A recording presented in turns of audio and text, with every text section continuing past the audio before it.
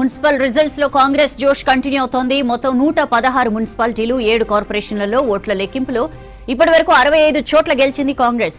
అటు 12 మున్సిపాలిటీల్లో విక్టరీతో second place లో ఉంది బీఆర్ఎస్. ఇక పట్టణ ప్రాంతాల్లో సత్తా చాటుతామన్న బీజేపీకి తీవ్ర నిరాశ ఎదురైంది. కేవలం ఒక్క మున్సిపాలిటీలోనే విజయం సాధించింది బీజేపీ. అటు 7 కార్పొరేషన్లకు గాను 5 చోట్ల హస్తం అభ్యర్థులు లీడ్లో ఉన్నారు. ఉమ్మడి జిల్లాల వారీగా చూస్తే దక్షిణ తెలంగాణ జిల్లాలను ఊట్ చేస్తోంది కాంగ్రెస్. నల్గొండ, ఖమ్మం మున్సిపాలిటీల్లో కాంగ్రెస్ స్పష్టమైన ఆధిక్యం కనబరిచింది. రాష్ట్ర ఇరిగేషన్ మంత్రి ఉత్తమ్ కుమార్ రెడ్డి సొంత సెగ్మెంట్ హుజూర్ నగర్ పరిధిలోని హుజూర్ నగర్, నేరేడు చెర్లలో సత్తా చాటింది కాంగ్రెస్. ఈ 2 మున్సిపాలిటీల్లో మెజారిటీ స్థానాలు గెలిచారు కాంగ్రెస్, దాని మిత్రపక్ష అభ్యర్థులు. అటు కోదాడ మున్సిపాలిటీని కైవసం చేసుకుంది. ఇక మహబూబ్ నగర్ తో పాటు రంగారెడ్డి జిల్లాలోనూ హస్తం పార్టీ ఆధిక్యత కనబర్చింది. మహబూబాబాద్ లో ఉద్రిక్తత నెలకొంది. మున్సిపల్ రిజల్ట్స్ లో హంగ్ రావడంతో స్వతంత్రులతో పాటు ఇతర పార్టీల నేతల మద్దతు కీలకంగా మారింది. మొత్తం 36 వార్డుల్లో కాంగ్రెస్ 12, బీఆర్ఎస్ 13 చోట్ల గెలిచాయి. స్వతంత్రులతో పాటు సిపిఎం 3, సిపిఐ 3, బీజేపీ 1 చోట గెలిచింది. దీంతో చైర్మన్ సీటు దక్కాలంటే కమ్యూనిస్టుల మద్దతు తప్పనిసరిగా మారింది. వీరిని తమ వైపు తిప్పుకునేందుకు ప్రధాన పార్టీలు యత్నిస్తున్నాయి.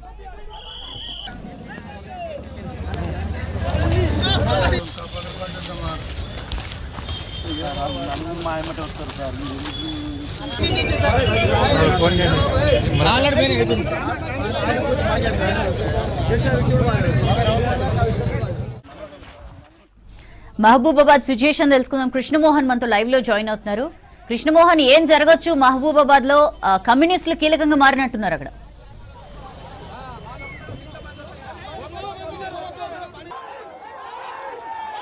సౌజన్య, జనగామ లాగానే మహబూబాబాద్ మున్సిపాలిటీకి సంబంధించి కూడా ఉత్కంఠత కలిగిస్తుందని చెప్పొచ్చు. డిసైడ్ ఫ్యాక్టర్స్గా ఇక్కడ కూడా ఇండిపెండెంట్స్, కమ్యూనిస్టు పార్టీలకు సంబంధించి గెలిచినటువంటి కౌన్సిలర్లే కీలకంగా మారారని చెప్పొచ్చు. అయితే ఇక్కడ వచ్చినటువంటి రిజల్ట్స్ మొత్తం 36 వార్డులకు సంబంధించినటువంటి పూర్తి స్థాయి ఫలితాలు వచ్చాయి. ఈ ఫలితాలు రావడంతో ఒక్కసారిగా అందరిలోనూ ఆసక్తి, సేమ్ టైంలో ఇక్కడ ఉత్కంఠత కూడా కారణమైందని చెప్పొచ్చు. వచ్చినటువంటి రిజల్ట్స్ కూడా చూస్తే ఇక్కడ కాంగ్రెస్ పార్టీ కావచ్చు, అటు బీఆర్ఎస్ నువ్వా నేనా అన్నట్టుగానే పోటీ పడ్డాయి. అదే రిజల్ట్ ఇక్కడ కూడా చాలా స్పష్టంగా వచ్చిందని చెప్పొచ్చు. కాంగ్రెస్ పార్టీ 12 వార్డు కౌన్సిలర్లను గెలుచుకుంది. బీఆర్ఎస్ పార్టీ 13 చోట్ల విజయం సాధించింది. ఇక సిపిఐ, సిపిఎం చెరో 3 చోట్ల వాళ్ళ పార్టీకి సంబంధించినటువంటి కౌన్సిలర్లుగా విజయం సాధించారు. బీజేపీ 1 చోట గెలిచింది. ఇక ఇండిపెండెంట్లు 4 విజయం సాధించారు. అయితే చైర్మన్ కావచ్చు, వైస్ చైర్మన్కి సంబంధించినటువంటి ఎన్నిక కావాలంటే మ్యాజిక్ ఫిగర్ కావాలి. దానికి ఇటు బీఆర్ఎస్కు కావచ్చు, అటు కాంగ్రెస్కు పూర్తి స్థాయిలో మెజారిటీ లేదు.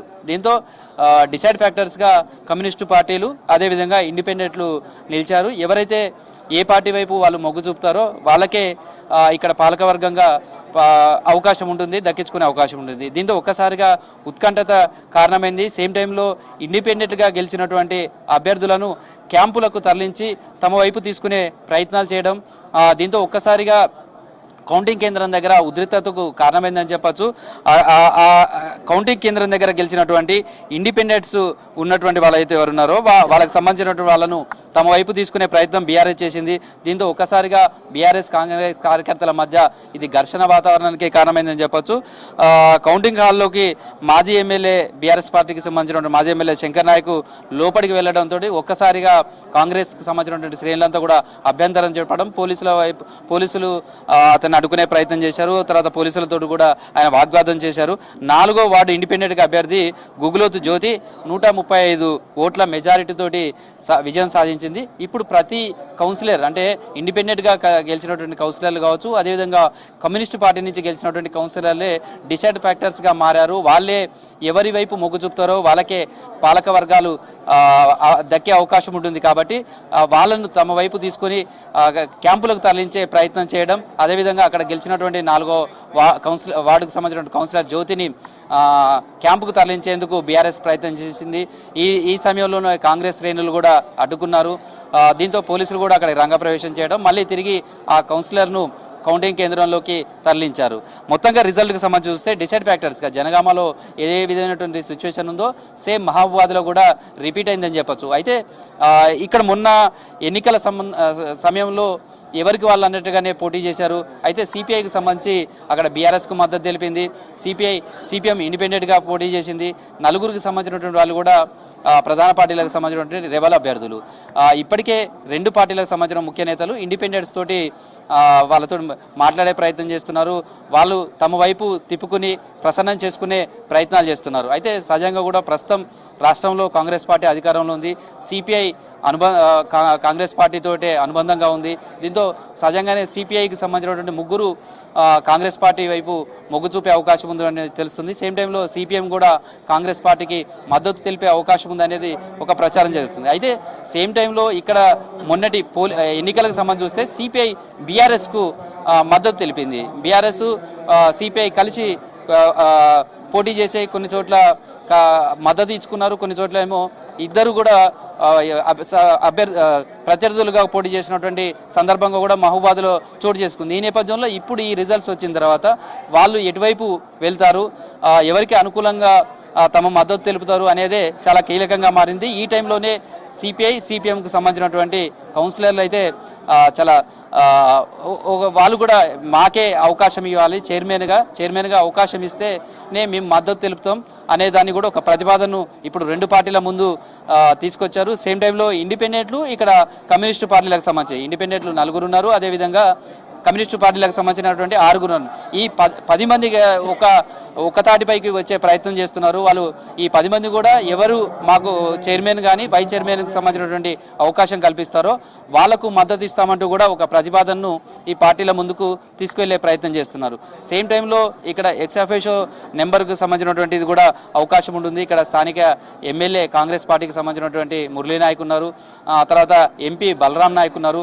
ఈ 2 ఓట్లు కూడా కాంగ్రెస్ పార్టీకి కీలకంగా ఉంటాయి కాబట్టి దీంతో 12+14 అవుతుంది. బీఆర్ఎస్కు మాత్రం ఇక్కడ 13 ఉంటాయి. సేమ్ టైంలో అక్కడ ఎమ్మెల్సీకి సంబంధించినటువంటి తక్కెలపల్లి రవీంద్రరావు ఉన్నాడు బీఆర్ఎస్ పార్టీకి సంబంధించి. ఆయన కూడా ఇక్కడనే ఎన్రోల్ చేసుకుంటే బీఆర్ఎస్కు మరొక ఓటు పెరిగే అవకాశం ఉంది. ఇట్లా రకరకాలైనటువంటి అంశాలన్నీ కూడా ఇప్పుడు చర్చకు వస్తున్నాయి. వీటన్నిటికంటే ముఖ్యంగా కమ్యూనిస్టు పార్టీలు అదేవిధంగా ఇండిపెండెంట్స్ ఎటువైపు వాళ్ళు అడుగులు వేస్తారు, ఏ పార్టీకి మద్దతు తెలుపుతారు అనేదే చాలా కీలకం. ఇదే ఉత్కంఠత కలిగిస్తుంది. ఇప్పటికే క్యాంపు రాజకీయాలు మొదలయ్యాయి.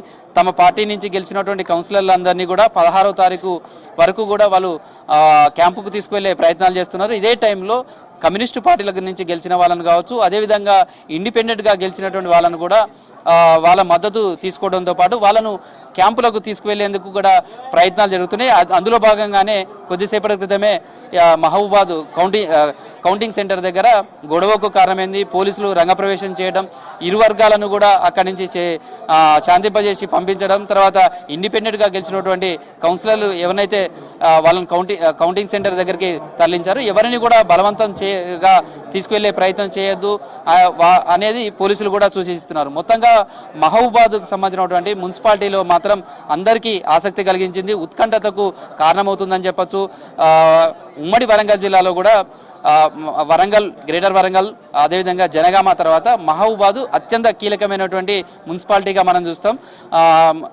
వరంగల్ తర్వాత ఎక్కువ మంది కౌన్సిలర్లు ఉన్నటువంటి మున్సిపాలిటీగా కూడా మహబూబాదే నిలుస్తుంది. అంతటా కూడా ఇటు జనగామ కావచ్చు, ఇటు నర్సంపేట కావచ్చు, ఇవన్నీ 30 వార్డులు మాత్రమే ఉన్నాయి. కానీ ఎక్కువ వార్డులు 36 వార్డులు ఉన్నటువంటిది మహబూబాదే. అదేవిధంగా మహబూబాద్కు సంబంధించిన ఇంపాక్ట్ కూడా ఇటు వరంగల్ జిల్లా మీద ఉంటుంది, అదేవిధంగా ఖమ్మం జిల్లా మీద కూడా ఉంటుంది. కాబట్టి ఈ మహబూబాద్ అనేది చాలా కీలకమైనటువంటి ప్రాంతంగా ఉంటుంది. ఇక్కడ మున్సిపాలిటీని పాలకవర్గాన్ని దక్కించుకోవాలి, ఇక్కడ అధికారాన్ని దక్కించుకోవాలనేది ఇటు కాంగ్రెస్ పార్టీ కావచ్చు, అటు బీఆర్ఎస్ పార్టీ కూడా వ్యూహాలు పన్నుతున్నాయి. ఇండిపెండెంట్లు అదేవిధంగా కమ్యూనిస్టు పార్టీలను తమ వైపు తిప్పుకొని మద్దతు తీసుకునే విధంగా ప్రయత్నాలు జరుగుతున్నాయి. వాళ్ళందరినీ కూడా క్యాంపుకు తరలించే ప్రయత్నాలు కూడా జరుగుతున్నాయి. దీంతో ఒక్కసారిగా మహబూబాద్కు సంబంధించినటువంటి మున్సిపాలిటీ రాజకీయాలు హాట్ టాపిక్గా మారాయని చెప్పొచ్చు. ఎవరు డిసైడ్ ఫ్యాక్టర్గా మారినటువంటి కమ్యూనిస్టు పార్టీ నుంచి గెలిచిన కౌన్సిలర్లు కావచ్చు, అదేవిధంగా ఇండిపెండెంట్లు ఎవరికి మద్దతు తెలుపుతారు, ఎవరికి అధికారం కట్టబెట్టేందుకు వాళ్ళ సహకారం అందిస్తారు, లేకపోతే చివరికి కమ్యూనిస్టు పార్టీల నుంచో లేదా ఇండిపెండెంట్ నుంచే చైర్మన్ అవకాశం కల్పిస్తారా? ఇది ఒక చర్చ అయితే జరుగుతుంది సౌజన్య. మొత్తం వరంగల్ ఉమ్మడి జిల్లాలో జనగామ, ఆ తర్వాత మహబూబాద్ కూడా ఇలాంటి ఆసక్తికరమైనటువంటి అంశాలన్నిటి కూడా ఈ మున్సిపల్ ఎన్నికల్లో కనిపిస్తున్నాయి. ఇవంతా కూడా ఉత్కంఠ ఉంది, అందరిలోనూ ఆసక్తి ఉంది. ఇక్కడ మహబూబాద్లో ఎవరు పాలకవర్గంగా రాబోతున్నారు, ఎవరికి అధికారం దక్కబోతుంది, డిసైడ్ ఫ్యాక్టర్స్గా ఉన్నటువంటి కమ్యూనిస్టు పార్టీలు కావచ్చు, ఇండిపెండెంట్స్లు ఎవరికి మద్దతు తెలుపబోతున్నారు అనేది తెలియాల్సింది. అందరిలోనూ ఇదే ఉంది. ఒకే ఇండిపెండెంట్లతో చర్చలు జరుపుతున్నారు, వాళ్ళను కూడా క్యాంపుకు తరలించే ప్రయత్నాలు అయితే ముమ్మరంగా జరుగుతున్నాయని చెప్పుకోవచ్చు సౌజన్య.